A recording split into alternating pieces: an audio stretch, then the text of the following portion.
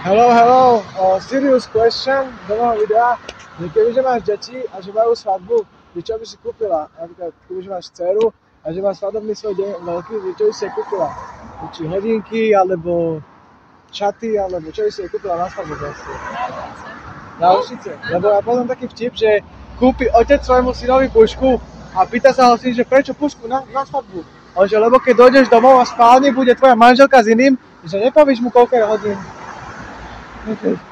No bang, ale dobre, tak to je najlepšia téma, svadobný dar, tak dám na to freestyle, ja som rapper. Vieš, ja som ten milionár a stále kupujem najlepší svadobný dar pre môjho syna a dceru, tak čau, pre moju dceru, tak čau. Kúpime BMW, kúpime hocičo, nech ti nejebe, kúpime Mercedes AMG, bude to fakt fajnové, kúpime svadobný dar, ne pušku, lebo nejdeme zastreliť žiadnu mušku, nejdeme zabiť lapátkom, moje repy to je zrkadlo pre rachlov. Čo povieš, môže byť? Dobre, ďakujem, že sa zapojila, máš super, šatku jak z amerického gangu, takže ceníme, pozdravujeme Ameriku.